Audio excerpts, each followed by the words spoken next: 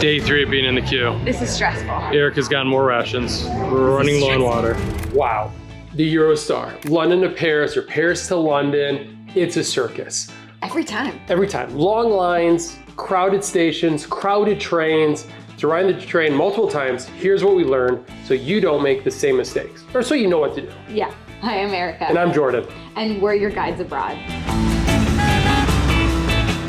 We've lived all over the world, but now feel most at home traveling. We're not just here to show you what we've done though, we will tell you how to do it too. You can think of us as your guides abroad. I love facts, so I'll be sprinkling in some facts into this video so you can share them with fellow passengers on the Eurostar who are trying to enjoy their book. You can annoy them. Yay. It's not annoying. Kind of. A little. First is book tickets early. We like to do this every time, but I got me our last trip to Europe, our last summer trip, we booked last minute, and wow, tickets go way up in price. There's 2 points of this one. First of all is availability and price. Yeah. When you book late, there's very little availability and prices are really high for what's available, right? So you can book early. And get this, you can book tickets up to 10 months in advance. So you can find some really good deals. Yeah. If you know you're going this summer or in the fall, whatever you're going, just book right now. From London, you can go to 7 destinations, but the most popular one is London to Paris Gare du Nord station, and those sell out fast, right? So the popular times to go was early and mid-morning, so then you can get to Paris fast and maybe come back the same day. So if you're looking for good deals, the best time to go is midweek because you avoid people going for weekend breaks, city breaks to Paris from London or reverse. And you also miss out on business travelers who are usually going down Monday morning. So I used to do this route. I used to have to go work in Paris. Nice, sounds nice. It does. And I would take the first train on Monday morning to get down there in time for meetings. So you see those Monday morning trains, they're pretty expensive. There you go. From London to Paris Disney, you can actually take the Eurostar to get there. You connect to Lille, France, and it's a nice thing to do, right? So same thing, book that early. It does get very popular during the summer. I think it is actually called Disneyland Paris. Okay, It doesn't matter. thanks. You're welcome. She's so helpful. Oh, so here's a fact. The Channel Tunnel, or called the tunnel, is actually comprised of 3 tunnels. You didn't know that, did you? I did not so know that. 2 are made for the passenger trains and the freight trains, and then they have a 3rd one, which is an emergency tunnel that's open. So it's emergency in case, and they have had to use that in the past. Construction started in 1988 on the tunnel, finished in 93. In 94, it opened up Wow. to folks like us. Cool. Number 2 is do not underestimate the size of the lines, especially at London, but Paris too. So we'll talk about both of them. But London's, all right, so they call it luggage and border check. So when you get there early. That's it. Get there early. During the busy times, they recommend 90 minutes before. That's actually, they're like, always say 90 minutes before you leave, get there. But if you get the digital ticket, they will give you updates to be like, oh, you better get here earlier, right? And stuff like that. The best case scenario takes 30, 40 minutes to get through the lines. But during our last trip to London, taking the Eurostar, it took us, I think, 2 hours to get through the line. The line was so big, we didn't think it was the real line. That's how big it was. And like everyone's just kind of like just blindly going, right? And it took a long time. They do a good job giving everyone on the train, but it's pretty hectic. It was very hectic. They line you up by train. So if in doubt where you're supposed to go ask them because when it's super busy like this, they line you up and they say, you know, you're on the 11 a.m., go here. If you're on the noon, go here, which is helpful. They do a good job in London,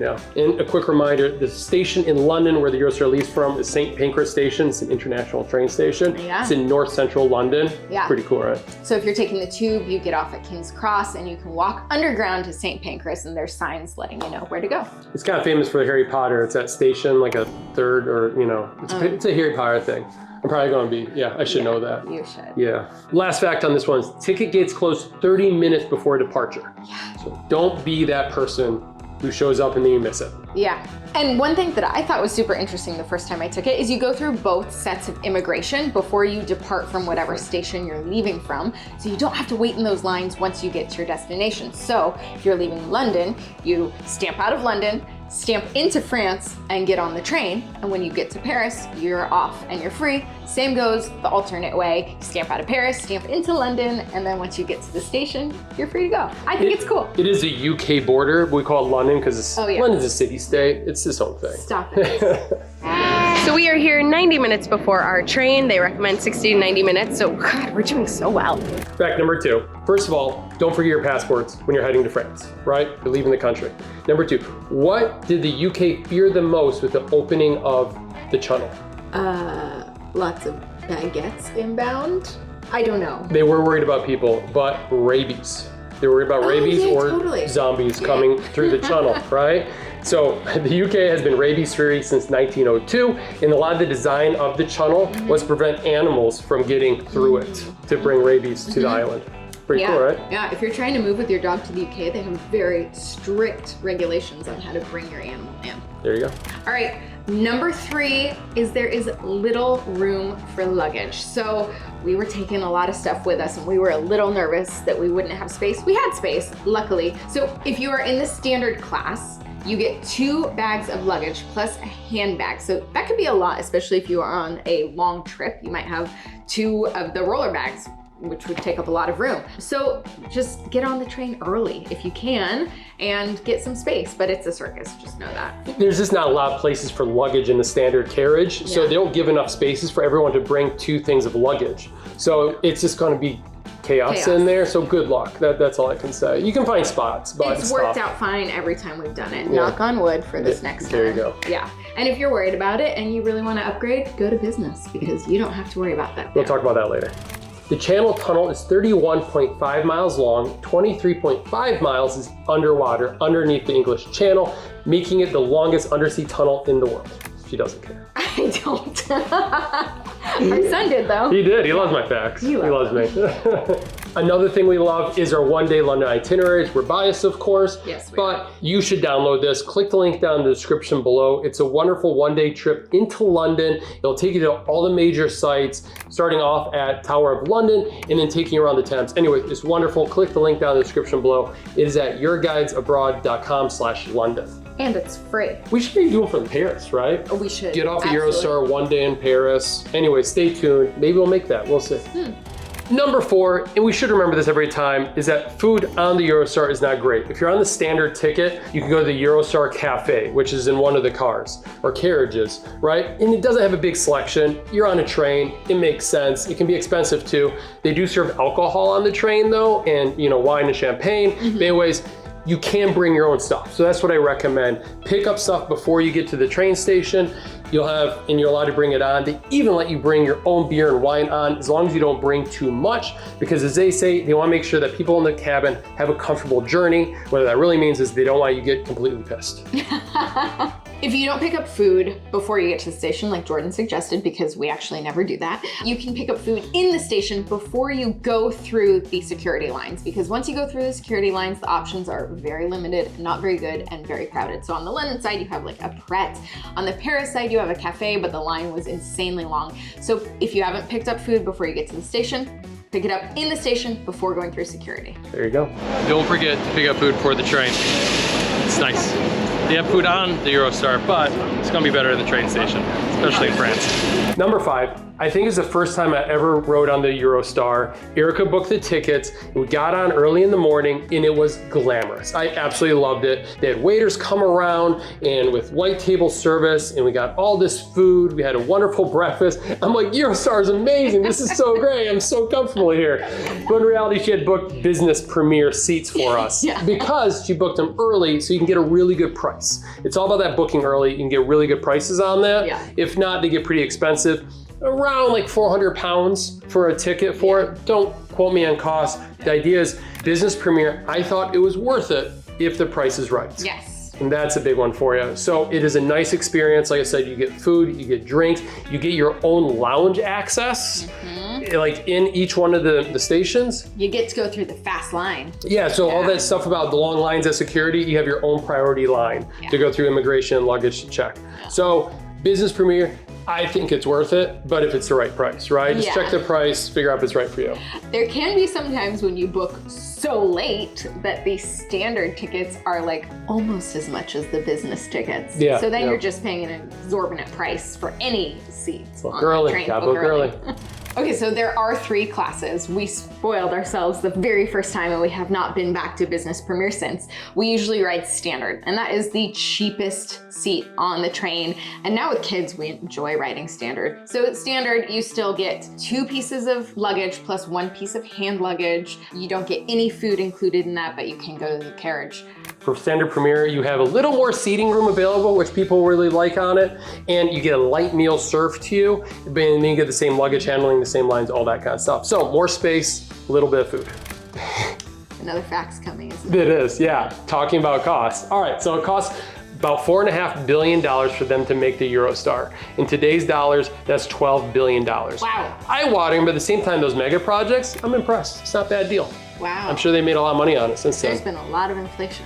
Yeah, there has been. That's a big difference. Yeah, That's 94. huge. Yeah. Whoa. Whoa. There you go. Whoa. Number 6 is entertainment on board is spotty, so bring your own. Bring a book, download apps, download movies before you go. In our experience, they have Wi-Fi, but it has been reliable. Yeah. It's hard to link into it. They do have Wi-Fi, and they have like TV shows and movies available for you. And then also cell phone coverage. It is spotty because yes, you're going through a tunnel, so there's no cell phone service through there, obviously. But even when you're going through the English and French countrysides, we have very spotty cell phone coverage. We do. So that's why it's nice to bring some entertainment, bring that good book, or just share all these wonderful facts with the person next to you, like I suggested in the beginning. So take notes. Time to another fact. All right, Eurostar travels through the tunnel at 100 miles per hour. Outside of the tunnel, it goes at 186 miles per hour. So it's a fast train. It gets you to Paris wherever you're going very fast. Why does it go through or slower through the tunnel? I think it's just a safety thing. Yeah, that's all it is, yeah. Number 7, what do you do once you arrive in London or Paris? Like Erica said, you can hop right off the train and boom, you're in France. No more gate checks or anything. What we like to do is the Paris Gare du Nord is in the north central part of the city. So we like to hop on the metro. Really convenient. Be prepared for long lines at the ticket counter. Yeah. I don't think or the ticket machines. I don't think there's any way to kind of skip that process. You can also hop in a taxi. They have a nice taxi rank right there too. It's a train station, so there's a lot of ways to get out of the city. London is similar. You have King's Cross Station right there, so you can hop on the underground to get to any part of London you want. The tunnel boring machine, actually there's many tunnel boring machines. You can bore through the chalk that's underneath the channel at 15 feet per hour, which is pretty fast. I think it's really fast, That's right? really fast. And get this, one of the tunnel boring machines went on sale on eBay in 2004. I think it sold for about 44,000 pounds. Whoa. So yeah. What do you do with that? Oh, what can't you do with the tunnel boring machine? That's what you should ask yourself. There's like a bonus one in here. All right, number 8, the Paris lounge is horrible. I was going to use another word, but when you're coming back to London and you're at the Paris lounge, like it's just not very good. You can say the same for the London one too. They're very crowded. The Paris one is even smaller and more crowded, so expect long lines when you're in there. It's not very clean, especially in our last time we had some delays in Paris, so we had to be there an extra long. It's just people everywhere, stuff everywhere. Like Erica said earlier, there's cafes, but there's really long lines. It's just not a very comfortable experience. Everyone has their bags everywhere too. Yeah. So like mentally prepare yourself for the lounges. The London one gets busy, the Paris one is even more busy. Yeah. It's tough. Book business. Oh, there you go. I wish. I know, it'd be so nice. Can I give a tip for the Paris Oh, a lounge, though? fact? Okay. A tip or no, fact? it's not a fact, it's a tip. Okay. We were waiting for so long, it was so crowded, it was uncomfortable, and people were waiting for the very first cafe, and there was a huge line for food. If you just walk to the very end, there's another cafe. It has fewer options, but no line, more seating. Just head to the very end. Another tip for you is download our itinerary. It is free. Click the link down below. If you're in London, you're going to absolutely love it. It's the itinerary that we give to all of our friends and family to get them out of the flats. Yeah. It'll take you around London for the day. It's just a no-brainer. Download it. Thank you so much for watching. Check out this video right on top of Erica's head. Oh, she moved. For more London, it's our London playlist. It'll get you all set up for visiting. Thank you so much for watching. Thanks for watching.